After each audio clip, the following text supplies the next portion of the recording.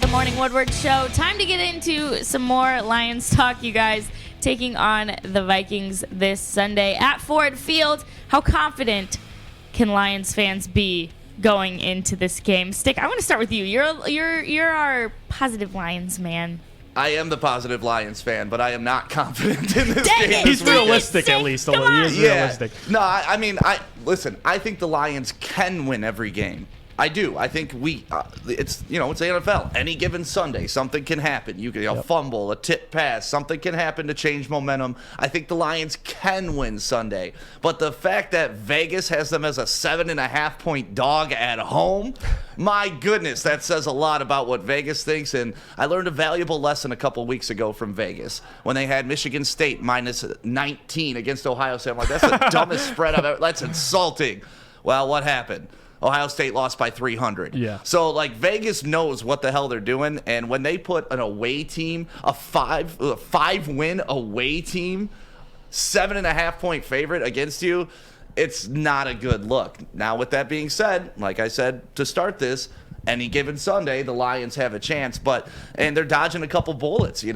Cook is going to be out, but Mattinson is probably one of the better number 2 running backs in the league, and everybody sleeps on Kirk Cousins. Kirk Cousins is the best slept-on quarterback in the NFL. Dude's got 20 some odd touchdowns, 4 interceptions, and nobody says anything about it. It's oh yeah, Kirk Cousins sucks.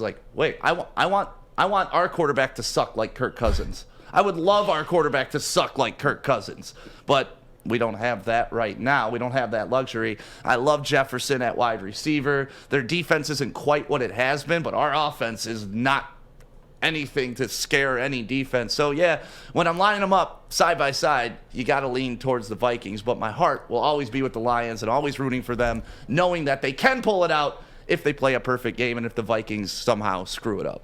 And it is concerning. As a Lions fan, you're looking into this weekend, and you want to, like I've predicted 3 times this season, a very brave 3 picks that they'd win. All wrong, of course. So this week, I'm not confident, but I will say this. You're at home, obviously, to a Minnesota Vikings team who's without Dalvin Cook. Now, mind you lost to this team 19-17 without Dalvin Cook as well. Madison scored that receiving touchdown late in the game. So it's not going to matter. I think your point on Kirk Cousins was spot on. I think just the year he's having, Thielen, Jefferson, and even our guy from by me, Lance Cruz North, Tyler Conklin, balling out. So that offense is nothing to play with. Every game they've been in, they're 5-6. They've lost pretty much those 6 losses by pretty much a score. I mean, they lost to San Francisco 34-26. They can still put up points in losses. They lost to Baltimore in overtime. They lost to Dallas 20-16. This is a team.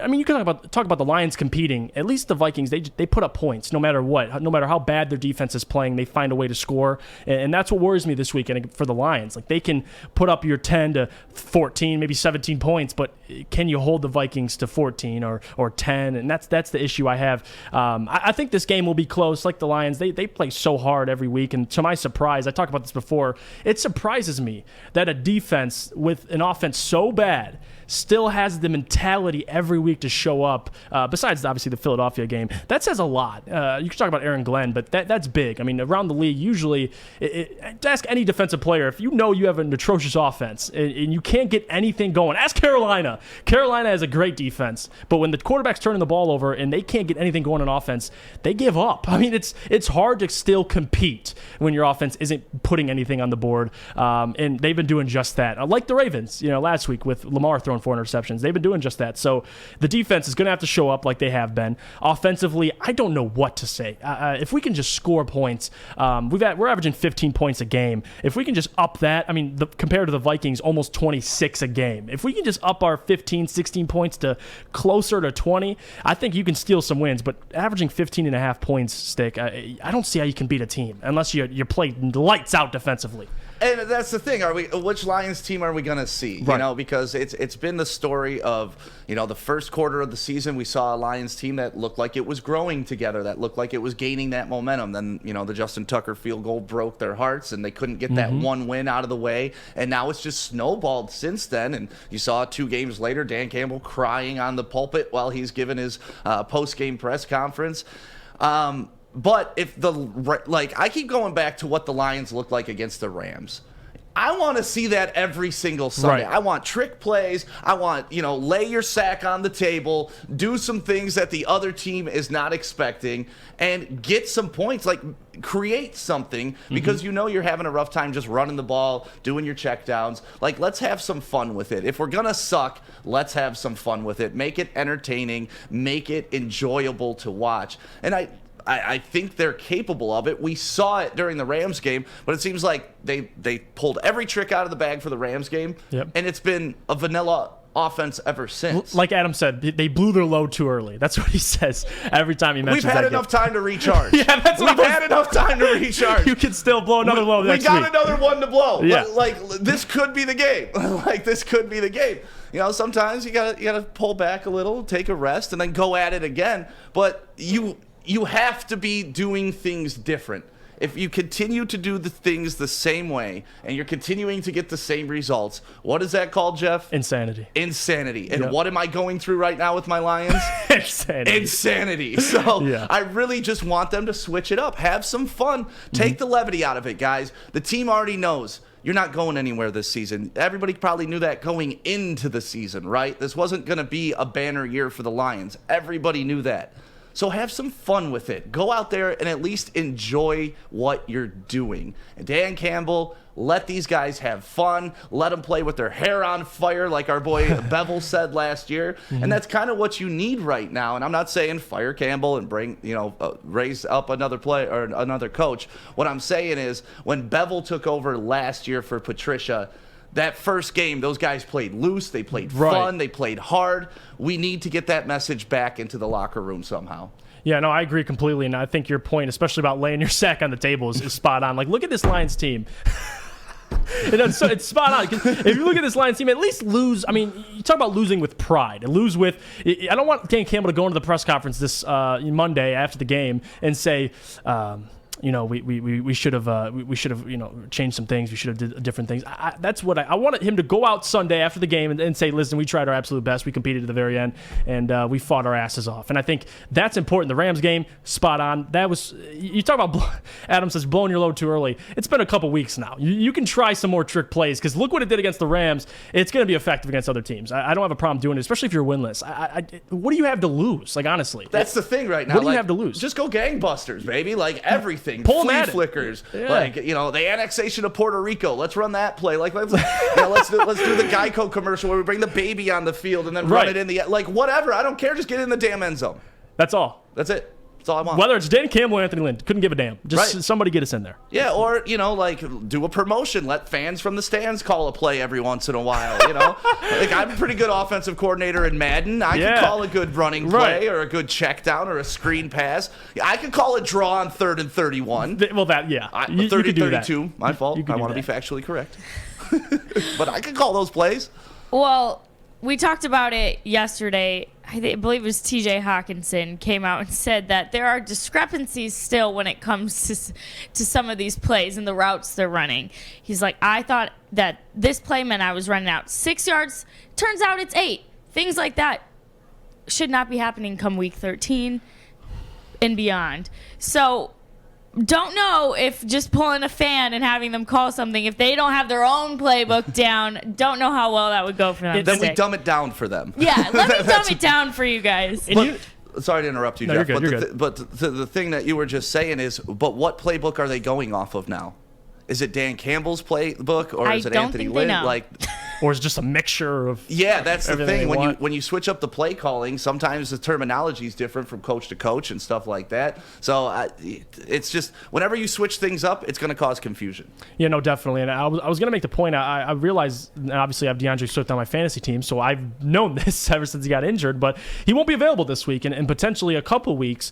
And that concerns me for this offense because that's your only playmaker, in my opinion, who can, you saw what he did against the Rams game, to your point, scored his first touchdown, made a magnificent play. And even lately, I mean, you saw what he did against Pittsburgh. He's been our guy. I mean, T. Jockenson has had moments because he's reliant so much on Jared Goff. So it's hard. DeAndre Swift, you just give him the football and watch him work. So I think they're going to miss him a whole lot this week. I think Jamal's getting an uplift in workload. We're going to see Godwin, possibly Jamar if he's healthy. But yeah, I think the loss of DeAndre Swift is gonna hurt this team dramatically. Definitely. Yeah, but if you're a DFS player or a fantasy football player, go pick up Jamal Williams. He's probably going to have a big week. I mean, I'm expecting at least 30 carries out of him, and we've seen when you give him the ball and he gets in a rhythm, he's a 4 to 5 yard a carry back. So if he's getting 30 carries this week, we could see him over 100 yards. We could see him, dominate the game. Yeah. I love Jamal Williams, and I love his running style. He's fast, he's physical, he's mean, and he's fun, like the fun that we're talking about. So maybe him having a bigger role in the offense will at least loosen things up a little bit. Right. I agree 100%. Anything to take pressure off Jared Goff's shoulders, I'm in with it. Because, well, this year it's been interesting. But we'll see this Sunday. We'll talk more about it tomorrow. It's going to get interesting. Predictions and everything. All right. Well, Stick, I think you are kind of saying what's been happening in my brain for the past couple games here. They have been so effing boring to watch and just not fun. At this point, are you saying just give me entertainment? Because that's where I've been at. So yes, essentially that's what I'm saying, but I also want them to still continue to play the right way, because the reason they've had opportunities to win these games as of late is because they haven't done stupid things. I'm saying do those fun, electric plays, but execute them at the proper time. Like, I think Michigan State does a great job with the flea flicker pass and all that. Like, they use it almost damn near every game. Yeah, try it. Every game. But it's not worn out, and they use it at the proper time. So, yeah, I like the way that they've been playing and keeping the games close, because I think if, just like making the playoffs, you got to be in the fight to win the fight. And as long as they're in it going down the stretch, they can win the game. But I think there needs to be those pivotal moments that you just pull the rabbit out of the hat and try something. Just try it. We know what we're going to get on a screen pass. We know what we're going to get on those checkdowns. We know what we're going to get on a draw. We don't know what we're going to get on a double reverse. We don't know what we're going to get if Amon-Ra St. Brown catches a ball behind the line of scrimmage and throws it to somebody else. Like, those are the things I just want to see, because at least it shows that, all right, we're trying. What I don't want to see is going for fourth down and leaving points on the board, or those types of risk take moments that I hated earlier in the season for Dan Campbell, because I really feel like if we have played the right way this entire season, we'd have at least 3 wins right now. And that's kind of like I was saying earlier, I'm like, dude, just screw it. We'll do some Wildcat stuff. Line Jamal Williams up behind center, hike him the ball in the red zone, and just have him run like hell. But to your point, I want to ask you this, because I've talked to Adam about this, and we go back and forth. This year for the Lions, they've had so many games that Dan Campbell, to his credit, he's been in with a chance to win. That's kind of been his goal every game, is give us a chance to win the game. And I think that's definitely deserves credit, because every game they seem like they can win it. Is that a positive, or do you look at it as a negative because they aren't able to close games for so long now in the season? I mean, not being able to close games is a negative, clearly. But being able to be competitive throughout those games is a positive. Like the Steelers game, I don't know if you could take that as a positive, but at the end of the day, we got a tie. Woo-hoo! We got a tie. But I would rather lose those close games than get blown out like we did against the Eagles, because then I can't learn anything about my team. And also, Dan Campbell's not learning anything about situational football. That's one good thing we're seeing right now, is we have our neophyte coach, but he's learning on the job, which is not a great thing, but we knew that coming into this year. So I'd rather him learn on the job in situational football that matters than learn on the job in blowouts. Right, because he wouldn't take anything. I mean, you'd just be upset. Right. What do you do? Okay, we're down by 30. No matter what I call it, really doesn't matter. Now he's getting scrutinized for every play call down the stretch, which eventually will lead to good things if he learns from his mistakes.